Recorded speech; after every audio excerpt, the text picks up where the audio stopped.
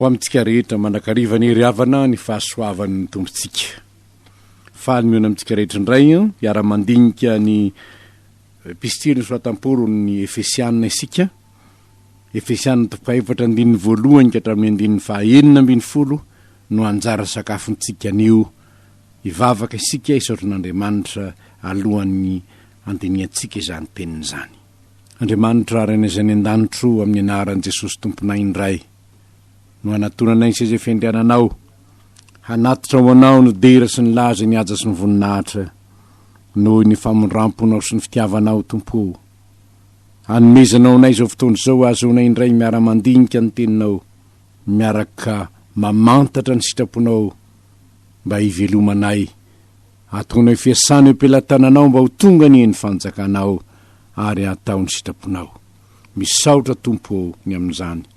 Mangataka aminao Ary Izaho ny famondramponao, sokafo ny foa mampanahinay ry Tompo. Andrenesanay ny teninao ary mitenena fa voninkiaino anao Izaho. Amin'ny anaran'i Jesosy tomponay. Amen. Efesiana toko fahefatra andininy voalohany ka hatramin'ny andininy fahaenina ambin'ny folo, vakintsika amin'ny anaran'ny Tompo izany. Harino izany, zaho mpifatotra noho ny amin'ny Tompo, dia mangataka aminareo mba handeha miendrika ny fiantsona izay niantsona anareo amin'ny fanetretena rehetra sy ny fahalemem-panahy, amin'ny faharipo, mifandefitra amin'ny fitiavana, mazoto mitana ny firaisana avy amin'ny fanahy amin'ny fiavianana. Iray ny tena ary iray ny fanahy dia toy ny niantsona anareo ho amin'ny fanantenana iray momba ny fiantsona anareo. Iray ny Tompo, iray ny finoana, iray ny batisa, iray Andriamanitra sady ray n'izy rehetra, izay ambonin'izy rehetra sy manerana azy rehetra ary ao amin'izy rehetra. Fa samy nomena ny fahasoavana araka ny ohatry ny fanomezan'ny Kristy avy isika rehetra. Koa izany nolazany hoe, raha niakatra ho any amin'ny avo izy dia nitondra olona maro babo, ka nanome fanomezana ho an'ny olona. Ary ny amin'ny hoe niakatra, inona moa izany? Afa-tsy ny efa nidina ho any ambanin'ny tany koa. Izay nidina dia izy koa no ilay niakatra any amboniny lanitra rehetra hamenoany ny zavatra rehetra.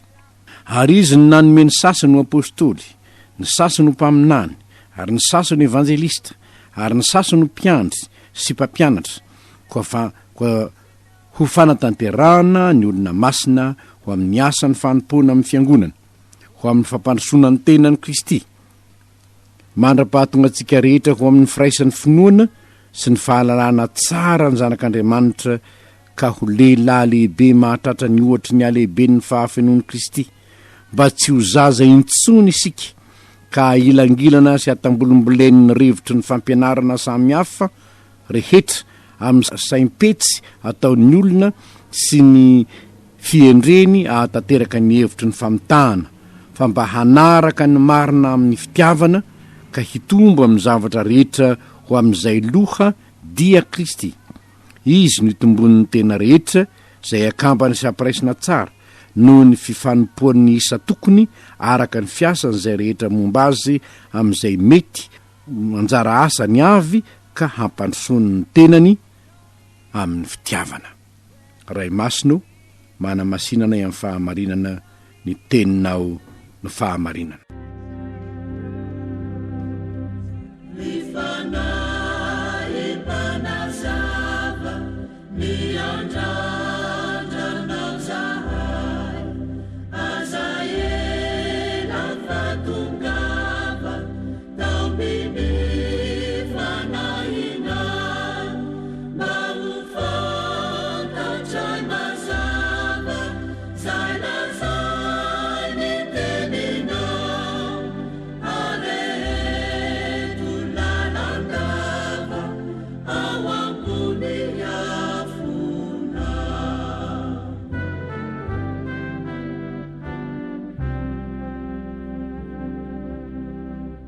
Fahamarinana telo lehibe ry havana no azavain'ny Paoly amin'ny reto tenin'Andriamanitra vao navakitsika reto, ary iarahantsika mandinika ireo fahamarinana ireo.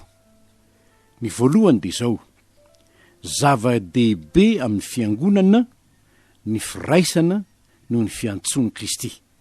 Zava-dehibe amin'ny fiangonana ny firaisana. Tadiditsika raha nivavaka ny Tompo ho an'ny mpianany, de nivavaka izy hoe mba ho iray ihany izy rehetra tahaka ny maha iray antsika. Tena ampirisihiny Paoly mihitsy ny firaisan'ny kristianina. No reo voalaza eo ambony ho izy, ary noho izany zaho mpifatotra ho amin'ny Tompo, zany hoe no reo voalazako aminareo teo aloha reo, zany hoe inona moa reo no ny finoana ny Kristy, no enareo manjary zanak'Andriamanitra ao amin'ny Kristy, no enareo efa nomena ny famonjena, no enareo efa nomena fanomezam-pahasoavana nandray ny filazantsara, no ianareo efa nolazaiko fa etiko ambavaka, no izany rehetrarehetra zany ho izy de zao mangataka aminareo aho mba hanana firaisana, hitana ny firaisana avy amin'ny fanahy masina izay fehi-pihavana nefa nomen'Andriamanitra anareo ianareo. Atateraka izany ve mangataka aminareo aho lahy, aoka samy hay manetry teny aoka halemy fanahy amin'ny namany avy aoka hahay mifandefitra amin'ny fitiavana ianareo. Fa inona moa no mahatonga ny korontany eo amin'ny fiangonana ry havana? Inona? Na eo amin'ny fiangonana, na eo amin'ny firenena, na eo amin'ny fianakaviana, eo amin'ny fiarahamonina tsotra, raha misy hevitra tsy mitovy de zaho ihany manizingizina fa ahy no marina, ahy ny tena marina. De manjary misy ny fifandirana, misy ny fanaratsiana, misy ny fanenjehana, misy ny adilahy, misy ny korontana. Ireny rehetra reny anefa de zao ihany ny filazan'ny Paoly azy, asan'ny nofo ireny. Tsy asan'ny fanahy masina ireny, fa asan'ny nofo, vokatry ny fireharehan'ny tsirairay ireny, vokatry ny fiheverany tena ho zavatry ny tsirairay ireny. Fa miariary ny asan'ny nofo de zao: fijangajangana, fahaltona, fijejojejoana, fanompoatsampy, fanaovana ody ratsy, fanrafiana, fifandirana, adilahy, fiafinafonana, fifampiandanina, fisarahana, fitokoana, fialonana, fahamamoana, filalaovandratsy, ary ny toy izany zay lazaiko aminareo raha teo tahaka ny voalazako fa ino izy, fa izay manao zany de tsy andovan'ny fanjakan'Andriamanitra. Nahoana? Satria asan'ny nofo ane zany, ny nofo namidy ho andevon'ny ota de miaina ao anatin'izany. Fa ianareo kosa ho izy, ianareo kosa, ianareo zay efa mahalala ny famonjen'i Kristy, efa nantsona nandray fiantsona manokana avy amin'Andriamanitra, ianareo kosa aoka ianareo mba hitoetra amin'ny firaisana. Ka raha misy ary tsy fitivikevitra, raha misy fifandirana, inona ny tokony atao? Eo amin'ny fiangonana ho zaho, eo amin'ny fiangonana, satria manoratra ho an'ny fiangonana aloha ny Paoly apôstôly. De zao ihany tsy maintsy jerena, ahoana hoy ny voalaza ny soratra masina. Tadiditsika raha nandinika ny asan'ny apôstôly sika, fa misy zavatra nampiavaka ny kristianina tany Beria. Ino ny zavatra nampiavaka azy io? Efa nydinitsika tamin'ny asan'ny apôstôly zany, fa ny toe-panahin'ny kristianina tao Beria dia tsara noho ny tany Tesalonika. Fa inona ny antony? Ny 1:12, satria nandray ny teny tamin'ny zotom-po indrindra reo, ka nandinika ny soratra masina isanandro na marina izany na tsia. Zany hoe tsy niheviny kristianina tao Beria de tsy niheviny no mandeha aloha, fa izao: ahoana hoy ny tenin'Andriamanitra, marina araka ny soratra masina ve? Zany teniny anankiray na ny anankiroa amintsika zany, ary zany fampianaran'ny Paoly apôstôly zany, marina araka ny tenin'Andriamanitra ve? Ny zava-dehibe ry havana amin'ny fananantsika ny soratra masina dia ny mahatonga tsika hanaiky ho eo ambaniny zany soratra masina izany. Ary efa nambara tany alohatrany raha teony hoe raha mbola mivavaka ihany ko ianao ka manao hoe ho tonga ny eny fanjakanao, hatao ny eny sitraponao. Raha mbola mihira isika manao hoe Jesosy mpanjaka malaza no tompo mpanjaka anay. Raha mbola manaiky isika fa Jesosy rery ihany no hany fahefana tampony amin'ny fiainana kristianina, ny ampilamina ny fiarahamonina na ao amin'ny fiangonana. Indrindra de zao ny hoe izay mamoaka hevitra de aoka ho amarinina araka ny tenin'Andriamanitra zavatra zay lazainy. Marina fa mety tsy tovy hevitra ny rehetra, kanefa rehefa tena miaraka mandinika ny tenin'Andriamanitra dia ahita ianao, satria mahalalan'izany ary avana fomba fanao ny hoe ao iaraka mandinika ny tenin'Andriamanitra isika dia misarahana ny olona, atao hoe miaraka groupe vitsivitsy de samy mandinika, apetraka ny fanontaniana samy mandinika, rehefa akambana izy rehefa aveo ka anontanianao ahoana ny hevitra reo ny am'izao, de mitovy daholo ny hevitra izy rehetra. Rehefa omena ho azy ny tenin'Andriamanitra, ahafantarany ny tena marina, asehonao daholo reo tenin'Andriamanitra ireo, de manjary mitovy hevitra ny olona, satria misy tenin'Andriamanitra ny hevitra zay avoaka ao. Fa ny olana de ty mahadiso hevitra ny olona ny tsy fahalalany soratra masina. Jesosy no nyteny zany tamin'ny fariseo sy ny mpanoran-dalàna. Mahadiso hevitra nareo izy, ny tsy fahalalànareo ny soratra masina sy ny tenin'Andriamanitra. Ary noho zany tokony ho zava-dehibe amintsika ny mianatra ny tenin'Andriamanitra mba hahalalantsika ny hevitr'Andriamanitra, ary ny firaisana de ho vokatra zany fahalalana ny tenin'Andriamanitra zany.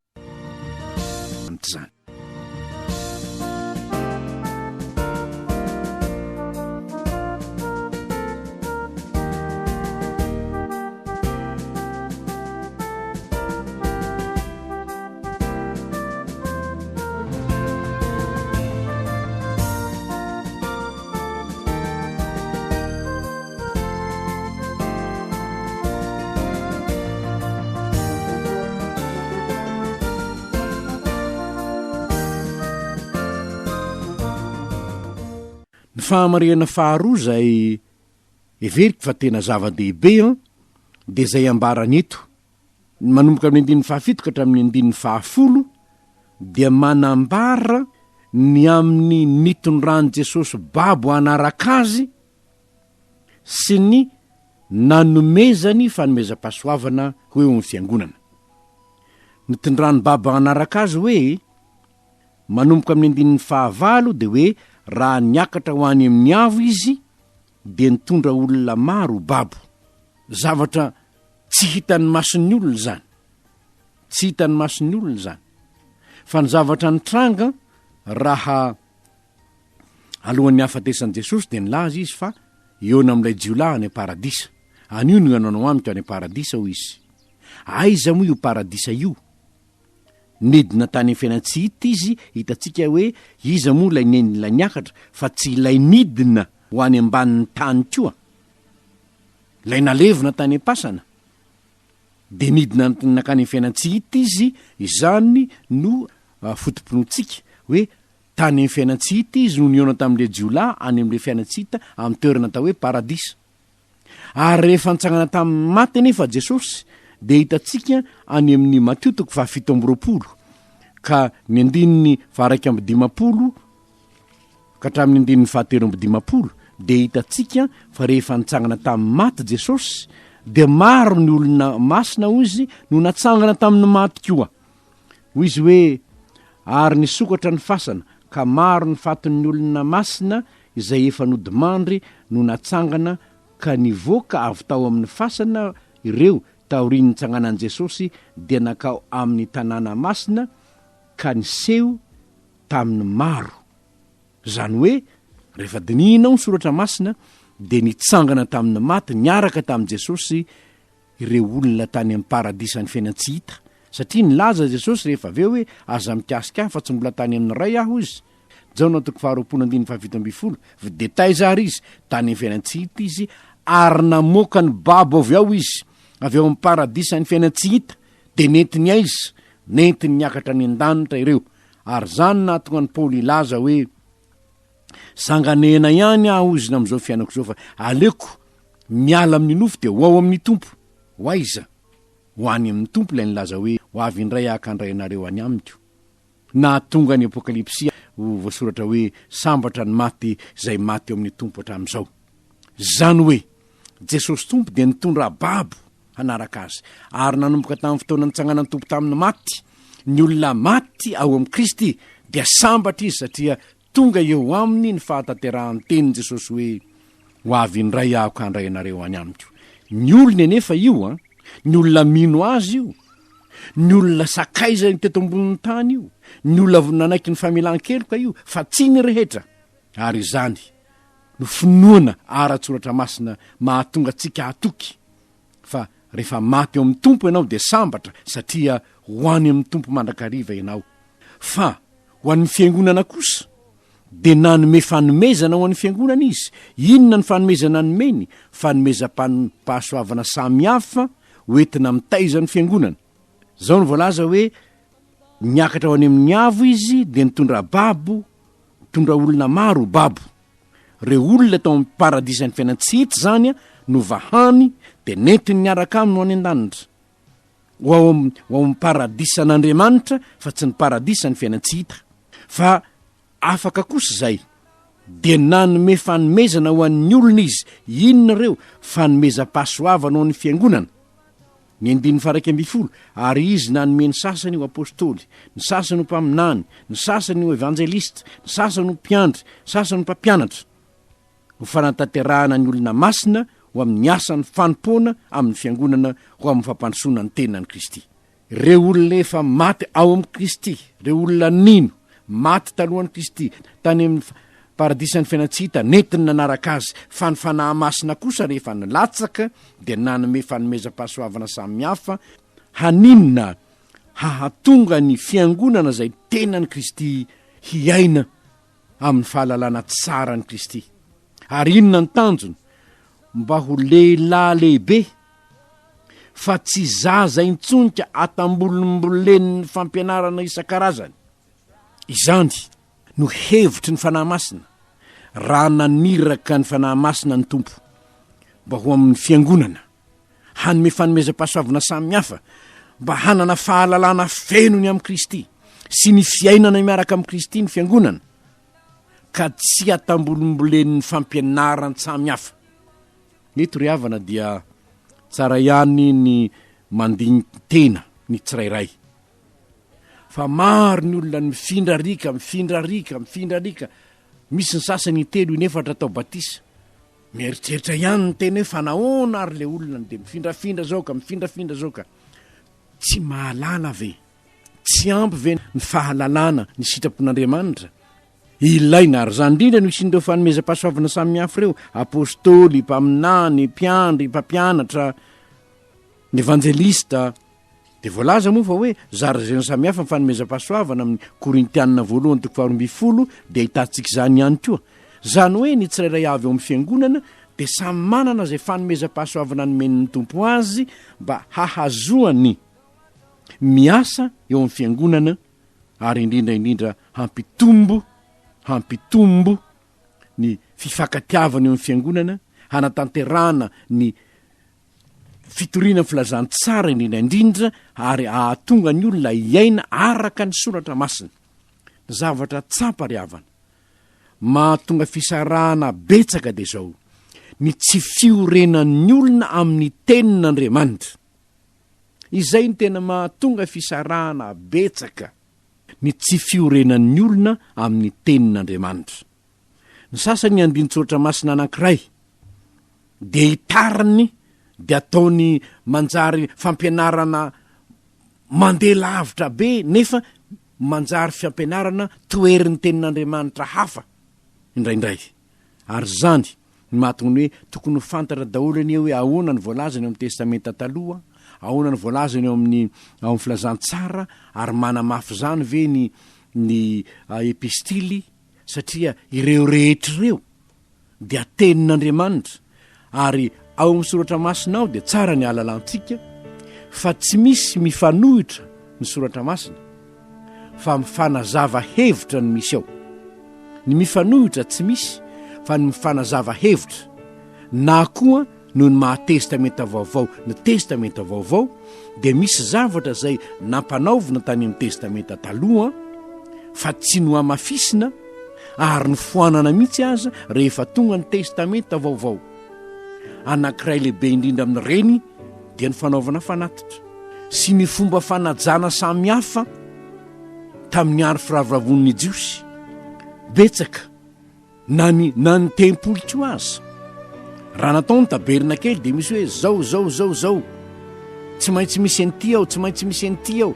Fa ny testamenta vaovao tsy misy an'izany intsony hoe tsy maintsy misy tavy rano fanasatanana ve ao, tsy maintsy misy fanaovanjiro ve ao, tsy maintsy misy fanatitra aevaeva ve ao, tsy maintsy misy fanatitra odorana isanandro ve ao. Tsy misy zany intsony ao. Manao zany ho fahatserovana fotsiny ny sisa zay manao zany, fa tsy didina intsony ho tanterahina izany, satria tandindona daholo reny rehetra reny fa ny tenany dia Kristy. Ary zany ry havana no tsy maintsy ny fombafomba samihafa zay tsy amafisy ny soratra masina amin'ny testamenta vaovao dia tsy anerena ny olona intsony ataony akory. Anjara ny tsirairay avy no mandiny tenany amin'izany. Izany nefa dia miteraka fisarahana. Mazava loatra moa fa raha miteny an'izany aza ao dia misy olona mety tsy anaiky izany. Fa zay dia tsy maintsy manao an'izao ihany, fa zao natao amin'ny testamenta taloha ka tsy maintsy manao an'izao ihany zahay. Zao ny fomba ny testamenta taloha ka tsy maintsy manao zao ihany zahay. Safidin'ny tsirairay manko izany. Fa rehefa mijeritsika ny amin'ny testamenta vaovao zay fahatanterahan'ny testamenta taloha dia ho hitantsika eo ny hoe ity ny aza mijangajanga, aza mangalatra, aza manao an'izao, aza manao an'izao, aza mangalatra, aza manompo sampy, zavatra amafisiny soratra masina zany. Ary tsy maintsy ataontsika fa ny hoe tsy maintsy mitondra fanatitra kosa ianao rehefa tonga ny sabata dia tsy hanao tsontsika satria Kristy ny fanatitra, fa satria isan'ny fanajana sabata zany. Dia isika nefa tsy mitondra zanak'ondry intsony satria fa tsy izy intsony ilay zanak'ondry entina amin'ny andro sabata, tsy izy intsony fa Kristy no entintsika manompo an'Andriamanitra amin'ny androntsika rehetra. Ary noho izany anjarany tsirairay no mandiny tena fa ny miorina amin'ny tenin'Andriamanitra no mahatonga ny kristianina tsy atambolombolen'ny fampianaran samihafa zay mety mitranga eo amin'izao tontolo izao. Ary ny zavatra zay tokony fantatsika moa dia hoe ny andro iainantsika izao dia andro faran'ny andro farany, satria isy fampianaran-tsamihafa hoy Jesosy zay tsy maintsy ho avy. Izy Kristy sandoka sy mpaminany sandoka hozy any famantarana sy fahagagana raha azo atao na dia ny olom-boafidy aza dia ho fitahany. Ahoana tsy voafitaka ny olom-boafidy? Ny fiorenany amin'ny tenin'Andriamanitra. Ka rehefa matotra ara-panahy ianao dia tsy atambolombolen'ny fampianaran-tsamihafa. Zao anefa ny tsarovy. Ny fampianarana zay hazoninao dia tokony hiorina amin'ny soratra masina ihany. Fa tsy hoe zay nefa nataon'ny razanay hatramin'izao ka dia tazoninay na hitanao zao aza fa tsy araka ny soratra masina izany, na dia hitanao zao aza fa tsy amarinina ara-tsoratra masina izany. Rehefa hitanao fa tsy amarinina ara-tsoratra masina na dia izany aza nahazatra anao fahiny dia hozitsika hoe hay ve zao no lazay ny tenin'Andriamanitra ko zao no nataonay, zao no nataony lazaymanitra nefa zao no nataonay. Antanio ny mpitondra fivavahanao aminao ny hoe nahoana tompoko tia ny lazay ny tenin'Andriamanitra ko izao ny zavatra ataontsika. Anjaranao ny manao zany raha mandinika tenin'Andriamanitra.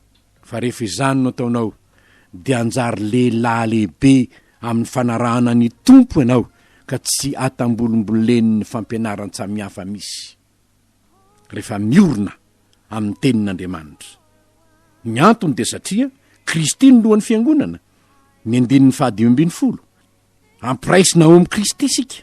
Ko rehefa izao no lazay ny tenin'ny Kristy dia izay no arahako na tsy anaraka aza ny namako. Izao no voalazan'ny tenin'ny Kristy mazava.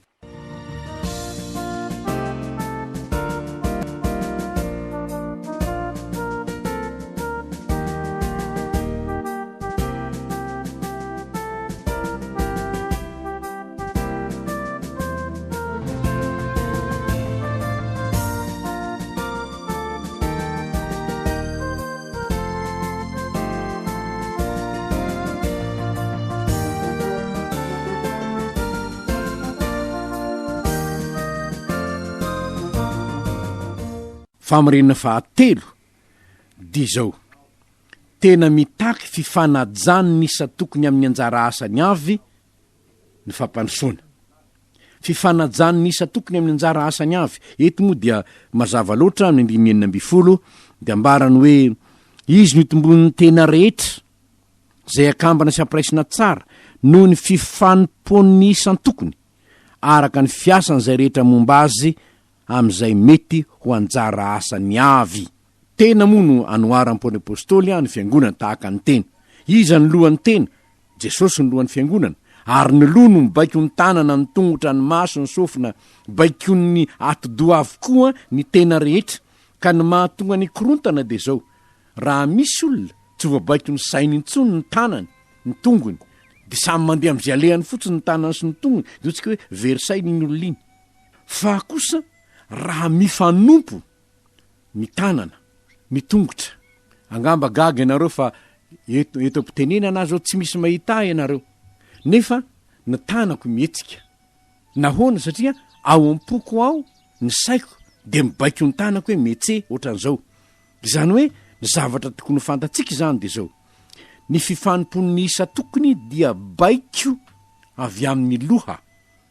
Ka raha ny loha manao hoe ndeha ho anetsena, noho ny fo andeha ho anetsena, tsy manaiky nefa ny tongotra fa mijanona fotsiny izy, dia tsy lasa anetsena nie. Ary zao no izy riavana. Ndray andro no nikomy tamin'ny vavony ny tena rehetra ka nanao hoe io vavony io foana ny topoina, dia tsy nety miasa tsony ny tongotra sy ny tanana sy ny rehetra hoe ko zavatra rehetra ho any am-bava foana dia any vavony io foana, vavony io foana. Dia tsy nisy anina ny any amin'ny tenany zany. Kinona nefa ny zavatra nitranga? Ny analemy ny tenany manontolo ka tsisy anina tsinona ka. Fikimina dia miteraka fahalemena. Ny fikimina amin'ny tompo dia miteraka fahalemena amin'ny fiangonana ary miteraka fahalemena eo amin'ny firenena. Fa rehefa manaiky ny loha dia Kristy isika dia ho hitatsika ny voninahitr'Andriamanitra. Ho tohany izany fa hanaiky ny Kristy, ny kristianina rehetra amin'izay anjara asany apetraka amin'ny tompo aminy, dia ho voninahitr'Andriamanitra i Madagasikara sitrana anjakan'ny Kristy. Ivavaka isika. Tera sy ny laza ary ny voninahitra tompo dia atolotra ianao noho ny fahamarinany ny teninao tsy azonay lavina, fa ianao Kristy tompo tokoa ny lohan'ny fiangonana. Ary rehefa ianao no mibaiko ka manaiky ianao zahay, dia ifankatiany zahay, iray saina sy iray foany zahay, satria izany no baikonao Jesosy tompo. Lay lohan'ny fiangonana didy vaovao no meko nareo dia mba ifankatiavanareo. Tompo ho tanteraka eto Madagasikara ane zany, satria hiaino anao ny malagasy, hanaiky ianao tompony sy mpamonjy ny firenena. Amin'ny anaranao mpamonjy io nanaovanay izany vavaka izany. Amen.